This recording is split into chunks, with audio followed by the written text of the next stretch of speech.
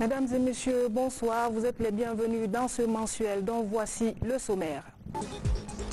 Le président de la République est déterminé à améliorer les conditions de travail dans le secteur de la pêche artisanale. Professeur Alpha Condé a réitéré cette volonté le mois écoulé à Koukoudé lors du lancement des travaux de désenclavement des zones de commercialisation. Les résultats du baccalauréat sont attendus demain lundi. Un fait insolite s'est passé au cours de cette évaluation à Mamou. Une candidate a accouché d'un petit garçon puis s'est aussitôt retournée dans son centre d'examen pour le reste de l'évaluation. Sport football, le mois de juillet a vibré au rythme de la CAN Égypte 2019. Le sélectionneur Paul Put est viré et le vice-président suspendu. Ce sont les premières mesures prises après la débâcle du Sili lors de cette compétition. Bonsoir et bienvenue à tous. La préfecture de Mandiana, affectée par le décès du sage de la localité, Elhadj Abdoulaye Sidibé. Ce matin, le président de la République, professeur Alpha Condé, était dans la famille au pleuré à Bissia pour les condoléances du sage. Les proches du défunt sont très touchés par cette marque de compassion du chef de l'État. Ils sont au micro de Sanassi Keita.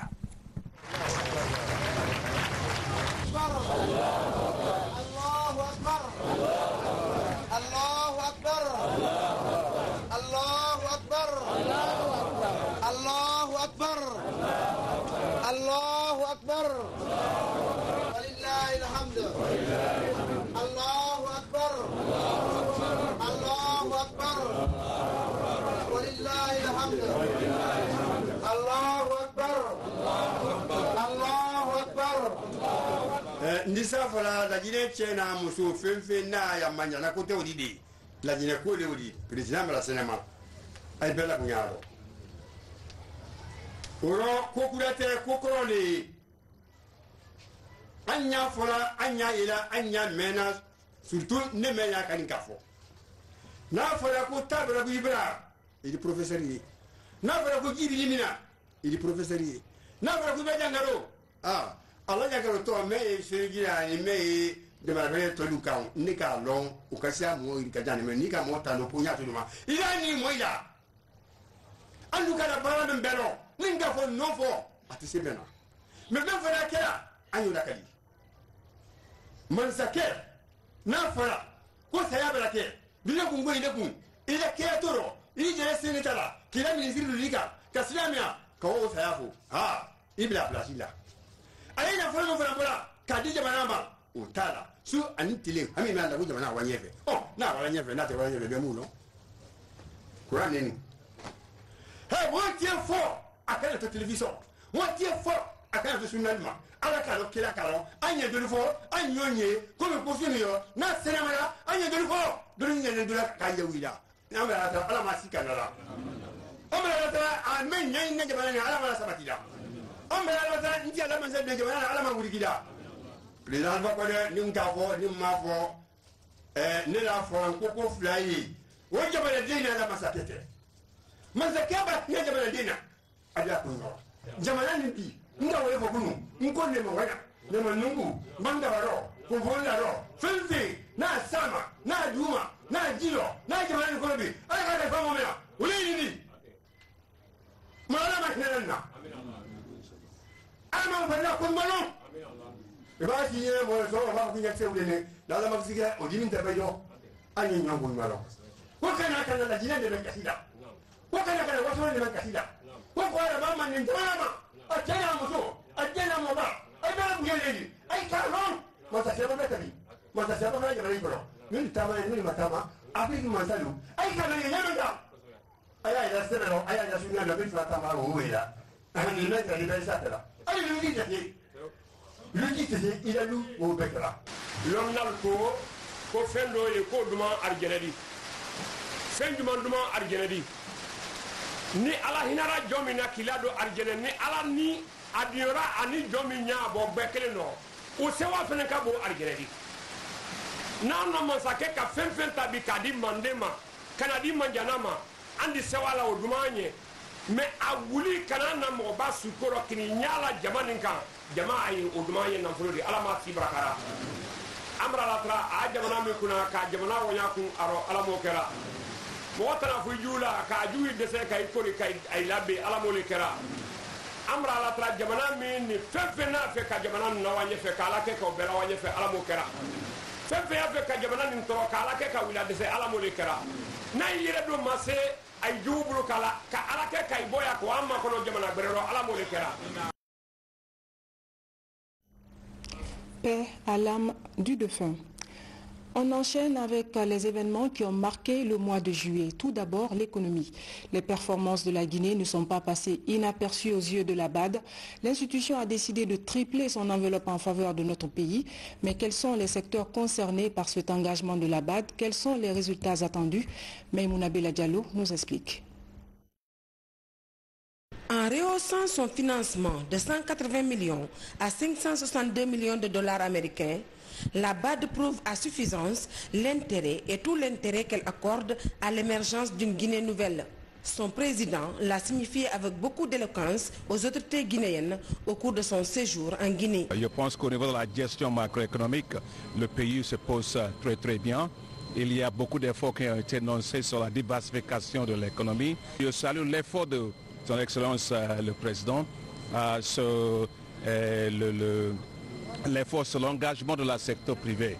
Vous savez que même le pays, la Guinée a fait monter au niveau de la classement dans les doing business, ce qu'on dit en anglais, par 27 points classement, ce qui n'est pas quelque chose de très facile à faire. Ce que le président a mis en place sur le code minier, je pense que ça c'est très important. L'accent a été mis sur le PNDS, cet ambitieux projet qui booste les performances économiques et sociales de la Guinée. De l'agriculture aux infrastructures, en passant par l'énergie et les connexions routières, l'institution bancaire africaine est vivement présente. Et pour matérialiser cet intérêt, la BAD vient d'ouvrir son bureau pays à Conakry. C'est la consécration des nombreuses réformes engagées par les autorités. La vision du président de la République de Guinée, le professeur Alpha Condé, qui depuis son arrivée a permis à la Guinée d'être ouverte au monde et être ouverte aux institutions. Cette initiative, cette grande vision doit être saluée. Je crois qu'elle plaide en faveur de cette ouverture.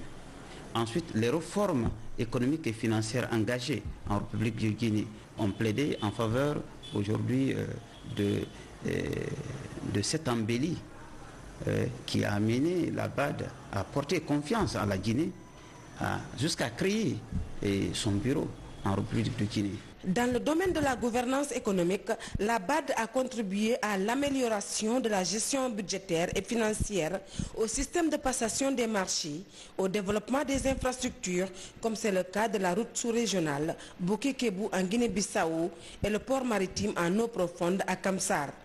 Dans la même logique, la coopération avec la BAD a permis à 465 000 Guinéens de bénéficier à ce jour l'accès à l'eau potable, à l'assainissement, à l'accroissement ces dernières années de sa production énergétique, avec notamment le barrage Caleta et l'électrification rurale. La BAD a également lancé son dévolu sur l'entrepreneuriat féminin, comme c'est le cas du projet AFAWA. C'est un programme qui vise justement à améliorer les financements adaptés destinés aux femmes. Parce que, comme nous le savons tous, c'est un gap. Les femmes peuvent avoir des compétences, les femmes peuvent vouloir entreprendre, mais c'est difficile pour le financement. La formation leur permettra de savoir comment préparer leur business plan pour avoir un projet bancable et qu'il puisse être financé par le projet AFAWA à travers les banques commerciales de la place. La récente visite du président à Dessina, qui a inauguré le bureau pays de l'institution à Conakry, est une preuve éloquente pour booster le développement de la Guinée. Pêche artisanale, le président de la République est déterminé à améliorer les conditions de travail dans le secteur. Professeur Alpha Condé a réitéré cette volonté le mois écoulé à Koukoudé lors du lancement des travaux de désenclavement des zones de commercialisation. Flashback avec Sanassi Keita. Nous sommes à Bofa, précisément dans le district de Koukoudé.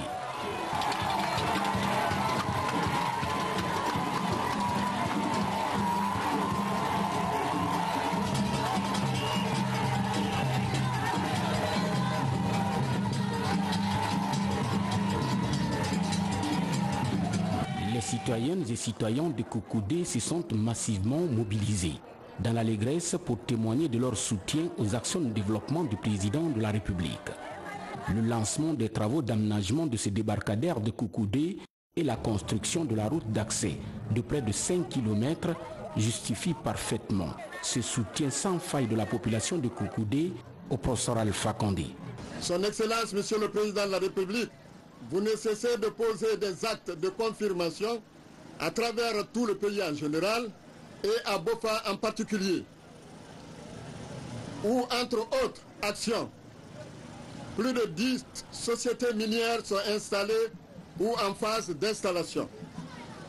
Sur cette lancée donc, vous nous offrez gracieusement aujourd'hui une route bitumée sur 5 km de piste pour faciliter l'accessibilité à Koukoudé, qui va abriter les nombreuses infrastructures que sont la construction d'une halle de poissons, un hangar de stockage des produits de la pêche, la rénovation et la modernisation d'un hangar de fumage de poissons existant, la construction d'un nouvel hangar de fumage de poissons, la construction d'un centre Internet pour la jeunesse Koukoudé, la réalisation d'un espace de réjouissance et de détente des femmes fumeuses de poissons. Ces réalisations que je viens de citer, ce ne sont pas des chiffres, ce sont des infrastructures qui seront au service de la population. C'est la vie et l'avenir des habitants de Koukoudé. Le ministre de la Pêche, de l'Aquaculture et de l'Économie maritime s'est fortement réjoui de cette volonté du président de la République, professeur Alpha Condé. Volonté visant à moderniser le port artisanal de Koukoudé. Il est important de vous signaler que ces travaux sont rendus possibles grâce à l'implication personnelle du chef de l'État qui a bien voulu accepter la restructuration du budget du PRAO et la prise en charge de l'indemnisation de l'ensemble des personnes et biens affectés par la construction des différentes infrastructures. Pour le président de la République, la pêche artisanale est exclusivement réservée aux Guinéens et à l'ensemble des citoyens de l'espace CEDEAO, d'où sa volonté de moderniser ce port afin qu'il soit un point de départ pour l'exportation du poisson à l'extérieur. Sages femmes et jeunes de Koukoudé, nous sommes heureux ce matin de venir vous aider à désenclaver votre port. Car actuellement, nous nous battons pour pouvoir exporter notre poisson sur l'Europe. Et pour cela, nous avons besoin de ports performants. Nous avons le port de Conakry que nous sommes en train de transformer. Mais Koukoudé est un port extrêmement important. Il faut qu'on en fasse donc un port moderne. Mais il faut que les populations de Koukoudé aussi veillent sur le port. La pêche artisanale est réservée aux Guinéens et aux citoyens de la CEDEAO. Aucun bateau étranger ne doit faire de pêche artisanale. Malheureusement, avec certaines complicités, il y a des bateaux qui appartiennent à des étrangers qui viennent pêcher ici. Nous avons donné l'ordre à la marine nationale d'assaisonner tout bateau qui n'appartient pas à un Guinéen. Mais si les Guinéens se font complices des étrangers pour se faire porteur d'un bateau qui appartient à un étranger, on saisira le bateau aussi. Il faut que ça soit très clair. Aussi, nous voulons organiser la jeunesse. Ça fait plusieurs mois, on a dit qu'on va mettre 10 bateaux, 10 pirogues à votre disposition. Jusqu'à présent, vous n'avez pas créé de groupement d'intérêt économique. Comment voulez-vous qu'on puisse faire avancer les jeunes si au bout de 6 mois, 5 mois, vous n'avez pas créé de groupement d'intérêt économique? Donc, M. Sorel va rester, parce que les 10 pirogues avec moteur, filet sont prêts. Il va rester pour que vous formez 10 groupements d'intérêt économique de 8 personnes. Notre objectif est de remplacer ces pirogues que nous voyons qui n'assurent pas la sécurité en mer des pêcheurs. Et souvent, il y a des accidents. Nous voulons remplacer les pirogues en bois par des pirogues en fibre qui durent 15 ans et qui sont solides. Donc, Si nous commençons par les jeunes, nous allons faire en sorte que tous les gens qui ont ces petits pirogues puissent progressivement disposer de pirogues en fibre et de moteurs et de filets. Mais si on met des choses à votre disposition, il faut être prêt à les employer. Donc, monsieur le ministre, nous allons être extrêmement rigoureux. La pêche artisanale est réservée aux Guinéens et aux citoyens de la CEDEAO. Aucun bateau étranger ne peut faire la pêche artisanale. On fabrique des bateaux ici. Ces bateaux doivent rester sur cale. Parce que quand ils ne sont pas sur cale, ils peuvent aller pêcher la nuit et revenir. Non seulement je rendrai ceux qui sont complètement responsables, mais je rendrai les autorités, à commencer par le préfet, le sous-préfet, responsables. Et c'est très clair. Je serai impitoyable. On doit respecter la loi en Guinée. Le poisson est extrêmement important pour la vie de nos populations et pour le développement de notre économie. Nous n'allons pas accepter que nos mers soient pillées par la pêche clandestine. Donc, nous allons faire en sorte que Koukoude puisse être un port aussi moderne que Temenetai, afin que Koukoude serve aussi de port de départ pour l'exploitation des poissons en Europe. Nous allons faire les infrastructures qu'il faut.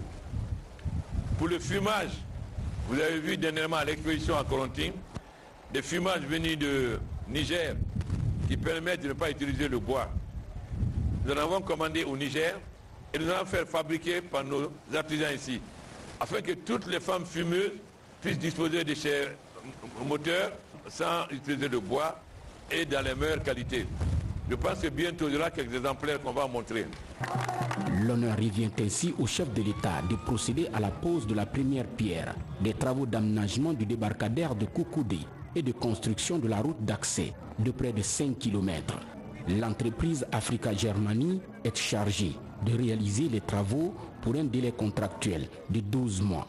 Le gouvernement guinéen, sur instruction du chef de l'État, a déjà indemnisé toutes les personnes touchées par ce projet.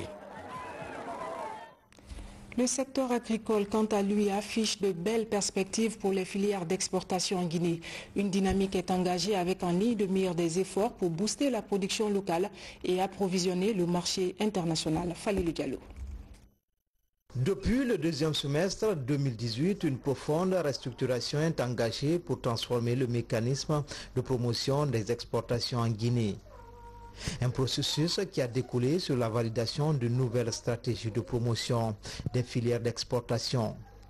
Ce document couvre la période 2019 à 2024 et 10 produits locaux dont la noix de cajou, le café, le cacao, la mangue, le fonio pour ne citer que ceux-là vont connaître un fort taux d'accroissement. L'idée est de booster la production locale et améliorer le niveau de vie des planteurs locaux. Une opération qui sera pilotée dans les 5 prochaines années par l'agence de promotion des exportations. Et les enjeux liés à cet exercice sont énormes dans un pays qui dispose d'une forte potentialité agricole, mais représente à peine 20% des revenus d'exportation. Aujourd'hui, l'économie guinéenne repose en majorité sur l'exportation minière. Mais si nous travaillons, si nous, l'AGIPEX, on est accompagnés, je crois que la tendance va s'inverser comme le veut le président de la République. Et si nous inversons cette tendance à ce que le secteur agricole soit le premier pilier dans l'économie guinéenne, on améliorera les conditions de vie des Guinéens, on va reculer le chômage des jeunes et la pauvreté va reculer dans notre pays. Pour permettre un meilleur accès des producteurs guinéens sur le marché mondial, le Centre de commerce international a pu l'opération. En ligne de mire, améliorer leur capacité de management et de mobilisation des ressources. Pour y arriver, des sessions de formation sont organisées à Conakry et dans l'arrière-pays. Des études ont été aussi menées sur la compétitivité de certaines filières d'exportation. Elles reflètent les ambitions des acteurs publics et privés en vue de créer à l'international des opportunités économiques pour ces filières. Ils ont déjà identifié dans le plan stratégique les axes principaux, c'est-à-dire de bien utiliser l'information sur les marchés pour partager, créer de la connaissance là-dessus, de travailler beaucoup sur le développement des capacités des entreprises elles-mêmes, qu'ils ont des produits conformes, de qualité, avec les bons emballages, et que les entrepreneurs ont vraiment une connaissance améliorée sur les opérations à l'export. Ensemble, la Guinée est plus que jamais déterminée à diversifier ses exportations. Le pays veut aussi faire du secteur agricole le moteur de son développement économique. Avec la nouvelle dynamique enclenchée au sein de l'Agence guinéenne de promotion des exportations et une volonté politique affichée au plus haut niveau, l'espoir est permis. Éducation, on parle des examens nationaux. Les derniers résultats sont attendus, ceux du baccalauréat unique 2019. Pour les 2 premières évaluations, les statistiques tournent autour de 44%. Cette année encore, les examens étaient placés sous le signe de la rigueur. Mama Issata Kamara.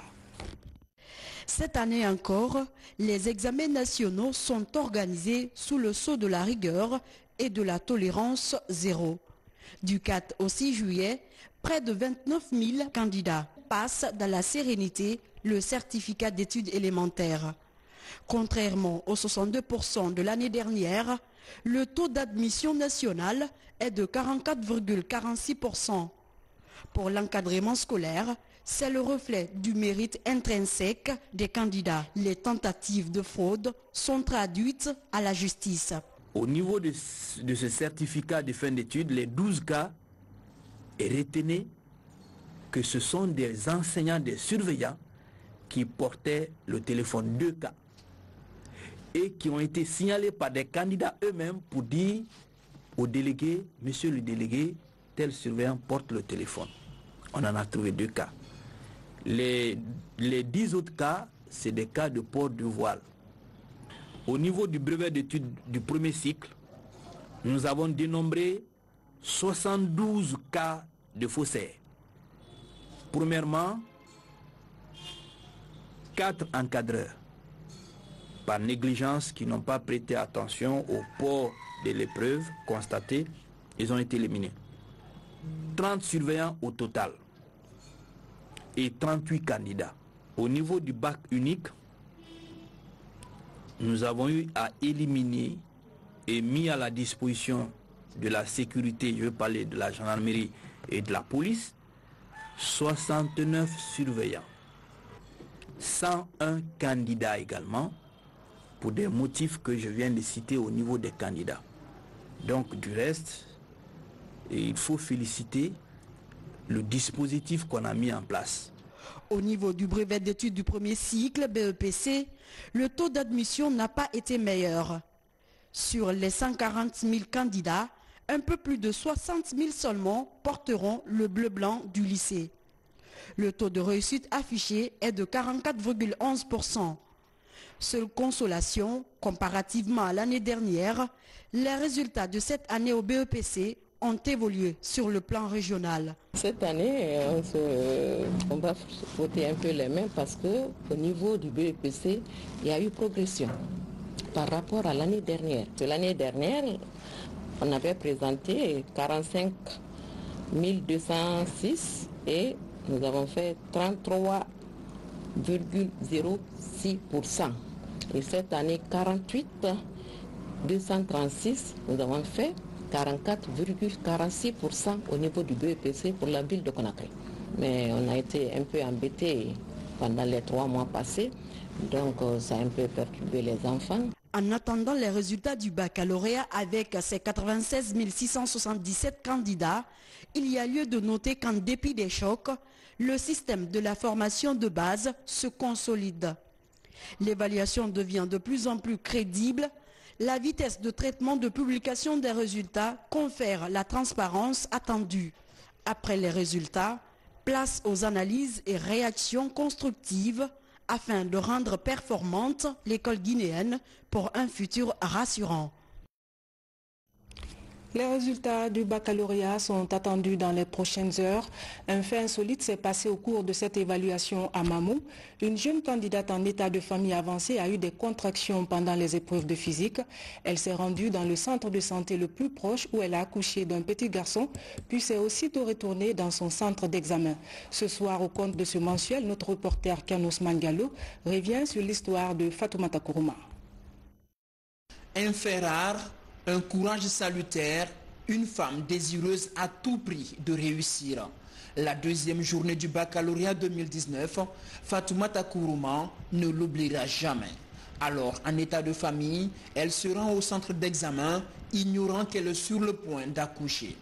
2 épreuves attendent les candidats, mais pour elle particulièrement, il faudra en compter 3. La première, pour Kourouma, sera de mettre un enfant au monde avant de rejoindre rapidement les autres candidats. Même les cohabitants disaient de me reposer, non, je suis malade, je ne pouvais pas tenir. J'ai dit non, je vais aller. Maintenant, je suis partie jusqu'à l'école. Je suis restée là-bas. Le chef de centre m'a dit d'aller à, comment dirais-je, que c'est l'accouchement. J'ai dit non, c'est pas l'accouchement.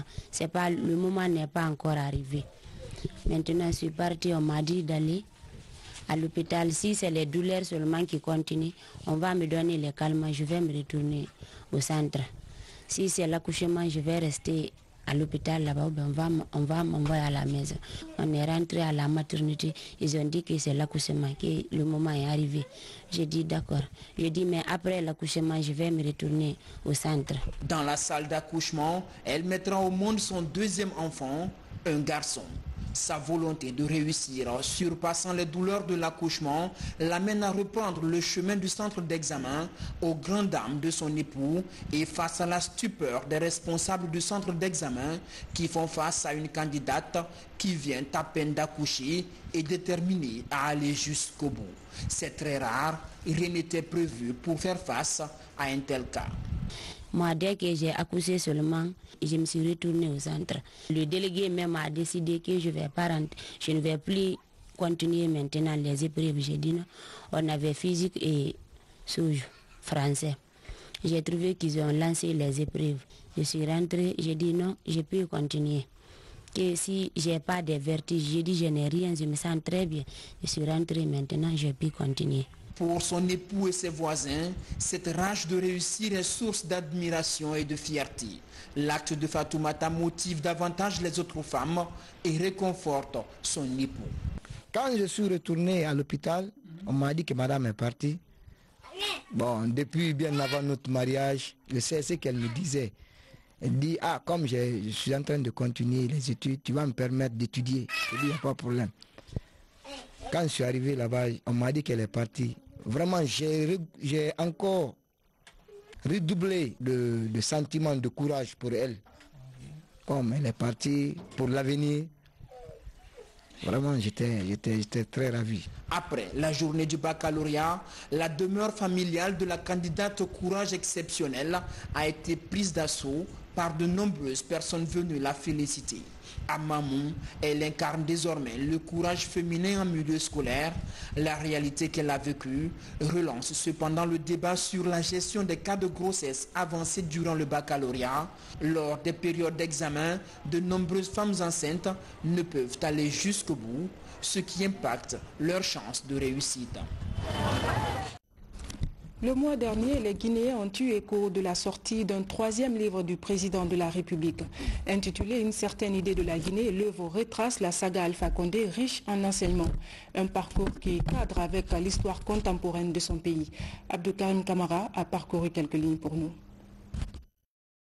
Il faut soutenir bien des combats pour vaincre ses passions. Oui, lutter pour la bonne cause.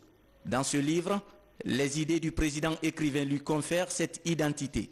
Une identité dont l'honneur appelle les Guinéens au combat de patriotisme, de civilité, d'esprit et de courage.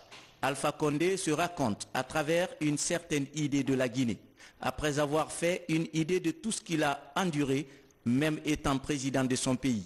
D'abord, les ambitions de l'homme, jeune leader dès l'âge de 15 ans. Des ambitions qui le portent à l'époque à la tête de la Fédération des étudiants d'Afrique noire à Paris, où il commence à se faire remarquer dans la promotion de l'africanité. Ses motivations n'ont pas été pour lui un long fleuve tranquille, mais il les portera encore plus loin. Il estime que les débuts de son combat ont été ardents, mais il a fait sienne l'idée selon laquelle l'ambition dont on n'a pas le talent est un crime. La deuxième partie de l'ouvrage nous enseigne qu'entre l'ambition et la conviction, il n'y a qu'un pas à franchir. Désormais, Alpha Condé enfile la tunique du politique, un chemin parsemé d'embûches pour celui qui a de tout temps rêvé à rassembler les Guinéens partout dans le monde. Là aussi, l'exemple du leader du Rassemblement du peuple de Guinée en est un. Tel un athlète, le professeur tombe et se relève des coups bas contre vérité et mensonge, sans perdre de vue l'itinéraire de son combat politique. Certes, des signes de découragement et d'abandon ont fragilisé les rangs de son parti, le RPG. Mais Alpha Condé n'a de tout temps pas été un homme du genre à se laisser vite manger sa laine politique sur le dos. Par son courage et sa sagacité, pas un seul jour, il n'a songé abandonner ses convictions politiques. Mais doté d'un mental d'acier, à l'image des gladiateurs de la Rome antique, Alpha Condé leur a toujours montré que le politiquement correct, c'est lui. À ses militants, il a de tout temps démontré que la politique n'est pas une course de vitesse, mais une course de fond. À force de persévérer dans sa conquête, il finira par trouver le précieux sésame qu'il a tant convoité en accédant à la magistrature suprême de la Guinée en 2010. Loin de résumer l'idéal de son combat à sa position politico-sociale, l'auteur du livre s'évertue dès les premières heures à tourner la page du désespoir et ouvrir aux Guinéens le chemin des années d'espoir. L'homme est convaincu que le progrès est le véritable sens de développement dont il a toujours nourri l'ambition pour son pays. Il hérite d'un pays longtemps mis au banc des nations. De surcroît, un pays dont l'économie est exsangue par des années de malgouvernance. Commence ainsi pour lui le difficile et long chantier de promotion de la destination Guinée, pour que celle-ci retrouve la confiance de la communauté internationale.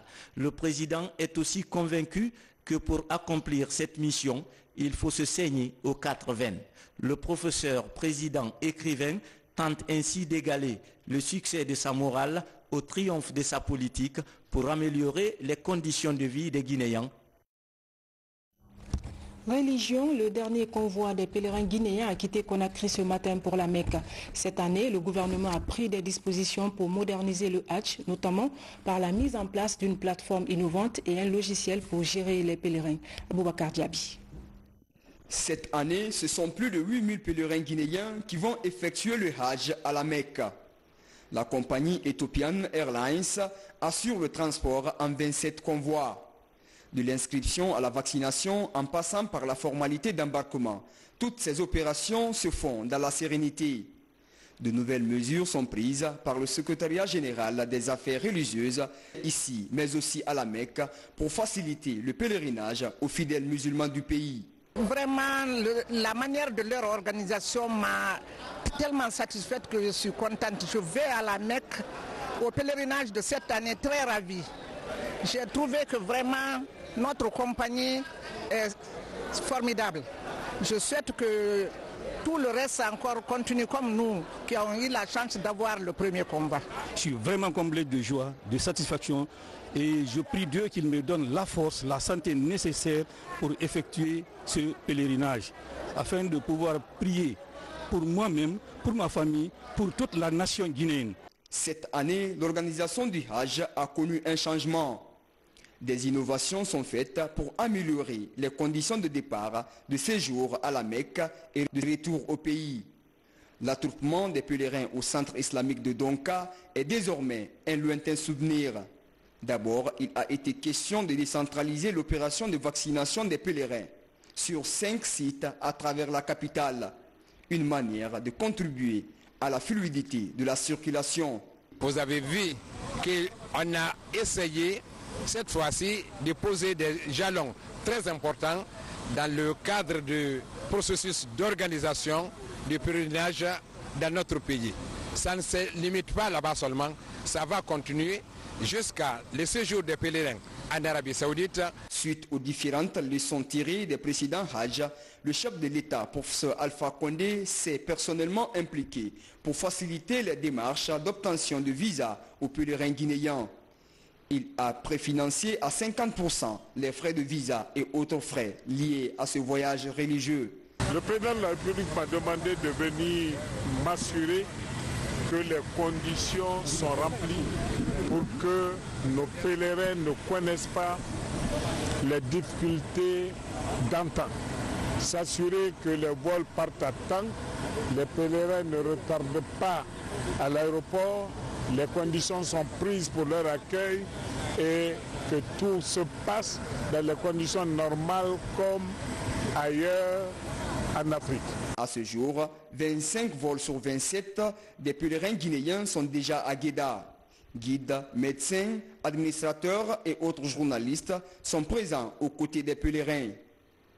Dans quelques jours, ils vont entamer le pèlerinage qui leur permet d'accomplir le 5e pilier de l'islam. À rappeler que cette année, le frais d'inscription au Hajj a été fixé à 43 millions de francs guinéens. Sport football, le mois de juillet a vibré au rythme de la CAN Égypte 2019. Le sélectionneur Paul Put est viré et le vice-président de la FEDIFOOT suspendu. Ce sont les premières mesures prises par l'institution après la débâcle du Sili lors de cette compétition. Une enquête indépendante est en cours pour situer les responsabilités. Abdulaziz Baldé. Loin des promesses, le football guinéen a encore du chemin à faire. La débâcle du Sili national à la dernière Coupe d'Afrique des Nations en est la preuve parfaite. Les résultats obtenus étaient loin des attentes et resteront longtemps dans les esprits. Avec une belle campagne pendant les éliminatoires, la bande à Paul Put a affiché une prestation insipide pendant le tournoi. Qualifié en extrémiste pour le second tour parmi les meilleurs troisièmes, le Sili senior a été dominé et surclassé par le futur champion d'Afrique, l'Algérie. Un fond de jeu convaincant, une équipe complètement à la ramasse. Le Sili national a douché les espoirs des tricolores aux grandes dames de toute une nation. Les coéquipiers d'Ibrahima Traoré encaissent un score de 3-0. Le score est de trop pour un pays qui a aspiré à atteindre cette fois-ci le dernier carré de cette 32e édition. Hélas, la compétition n'a pas souri aux Guinéens. Les réactions à chaud se multiplient et les conséquences sont immédiates. Dans la presse, la déroute de l'équipe nationale est commentée. Et la somme allouée pour cette compétition a fait la une de plusieurs tabloïds. Dans l'urgence, le gouvernement s'en mêle. Le Premier ministre appelle à une audit pour expliquer la gestion des fonds. Dans l'obligation de réagir, les responsables de l'instance de football guinéen décident de se séparer du technicien belge Paul Put pour tempérer les ardeurs des mordus de Cuiron. Malgré cette décision, certains fans de l'équipe nationale ne sont pas encore rassurés de la crédibilité de cette fédération dirigée par Antonio Souari. Après plusieurs tractations et réunions techniques, le premier vice-président de la FEDIFOOT, Amadou Diaby, est suspendu par la commission d'éthique. Le technicien belge affirme dans son rapport avant même son limogeage qu'il versait 10% de son salaire à ce dernier. Une grande première pour le football guinéen. En attendant l'aboutissement des enquêtes, le feuilleton de Sili national se poursuit sur tapis vert. Aujourd'hui, la Guinée reste sans entraîneur pour diriger une équipe en quête de profondes réformes. À quelques mois seulement des éliminatoires pour la CAN 2021, les regards sont braqués vers la fédération. Quelle image le prochain Sili nous montrera-t-il? L'avenir nous le dira. Et puis, pour parler de ce parcours du Sili national à la CAN Égypte 2019, nous recevons sur ce plateau M. Kerno Saïdou Diakité. Il est consultant sportif. Bonsoir, M. Diakité. Bonsoir, Mme Kamara. Merci à vous d'avoir répondu à notre invitation. Nous avons suivi ensemble la participation du Sili national lors de la CAN Égypte 2019. Quel regard portez-vous sur cette participation peu honorable? Oui, comme vous le dites si bien, cette participation n'a pas été dans l'attente des nombreux fans du Sili national parce que nous misions sur cette équipe pour aller le plus loin possible dans cette compétition. Malheureusement, notre équipe a été éliminée en 8e de finale de la façon la plus déshonorante. Et donc c'est avec une grande déception que nous avons suivi le match contre l'Algérie, match au cours duquel nous avons pris fin dans cette compétition. Et quelles leçons faut-il tirer? Bon, il y a beaucoup de leçons à tirer. Au-delà des résultats techniques enregistrés par le site national, à mon humble avis, je pense qu'on doit porter un regard critique sur la gestion actuelle du football. Et pour ce faire, moi je pense que l'on doit impliquer tous les acteurs de ce football afin qu'on puisse identifier les facteurs de blocage qui freinent l'évolution de ce football pour qu'on reparte d'un bon pied dans les années à venir. Les premières leçons à tirer, c'est que le sélectionneur Paul Puth est viré, le vice-président suspendu. Est-ce que c'est des mesures suffisantes? Non, en fait, bon, le sélectionneur est limogé. Cela va de soi. Vous savez que l'entraîneur est le premier responsable des résultats techniques que l'équipe enregistre lors de la compétition. Il avait un contrat d'objectifs. Les objectifs n'étant pas atteints, c'est de bonne guerre qu'il puisse être limogé.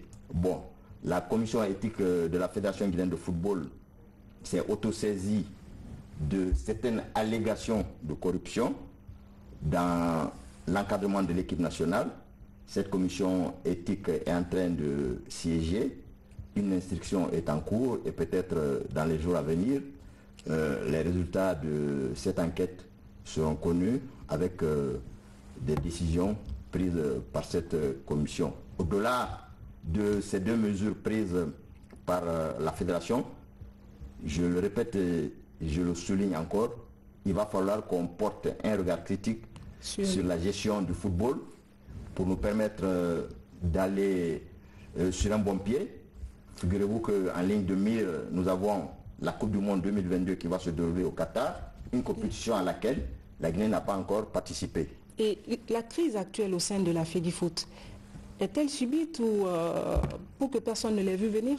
Non, il y avait des signes avant-coureurs, figurez-vous, sur cette élimination.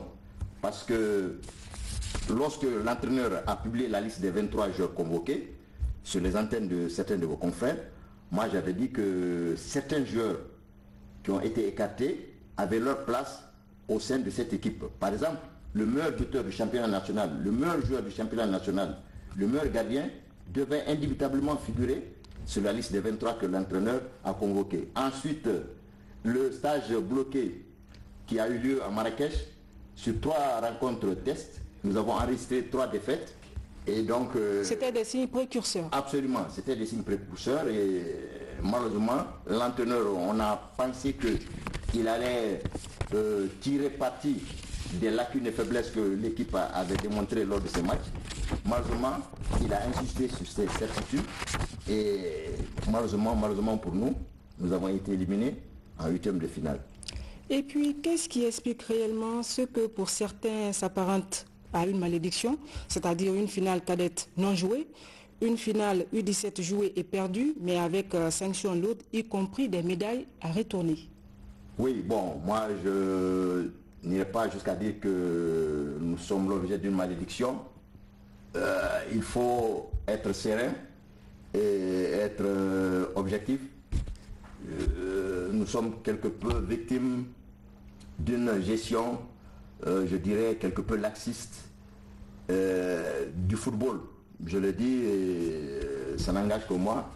Il va falloir recadrer la gestion du football et c'est pourquoi j'insiste encore une fois, au-delà des mesures déjà prises, il va falloir que sous l'espèce du Comité national olympique et sportif, qu'on puisse se pencher sur les problèmes qui assaillent le football guinéen afin que l'on puisse renouer avec les performances d'antan. L'espoir est donc permis? Absolument, je suis un optimiste de nature. Je pense que si le diagnostic est posé, des solutions idoines seront trouvées pour que le football rayonne comme par le passé. Merci, monsieur Kernosadou Diakité. Je rappelle que vous êtes consultant sportif. C'est moi qui vous remercie. Ce journal, le mois de juillet, nous a aussi plongé dans la tristesse. L'oiseau de Sankara s'est envolé à jamais, une belle voix qui s'éteint pour toujours. Depuis la sortie de son premier album, Kerfala Kanté, l'oiseau de Sankara vole de succès en succès. Artiste, chanteur, compositeur et arrangeur, Kerfala Kanté a marqué son temps avec plusieurs albums et de nombreux tubes à succès. Hassan Hilal Silla revient sur son parcours. Au petit matin du 19 juillet 2019, Conakry retenait son souffle car les horloges funèbres de l'ensemble du pays sonnaient la fin. Non pas du patrimoine musical, mais de la vie de celui qui a bercé les oreilles des millions de mélomanes de la sous-région ouest africaine pendant plus de 30 ans.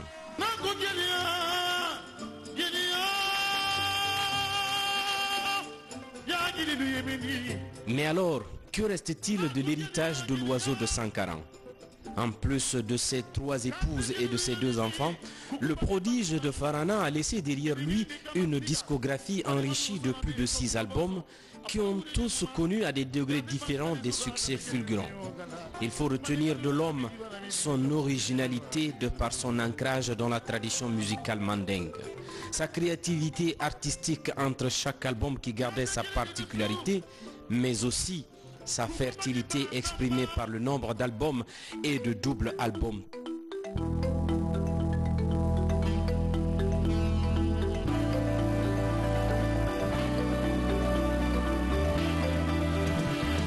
Kerfala Kanté n'aura pas vécu en vain. Il a atteint son objectif, celui de la transmission du savoir de père en fils, comme lui il a reçu de son paternel la maîtrise du balafon et de la guitare. On retiendra de lui la particularité des thèmes abordés au fil des morceaux, tels que Mansaba concernant les vertus sociales et religieuses,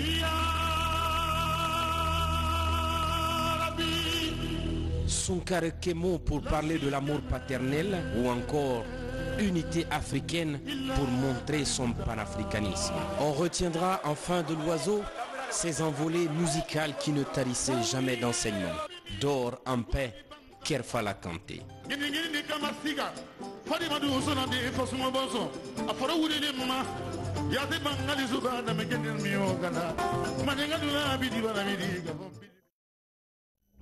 Repose en paix, l'oiseau de Sankara, ainsi va la vie. Mesdames et messieurs, c'est la fin de ce journal. Merci de votre aimable attention. Bonsoir et à très bientôt.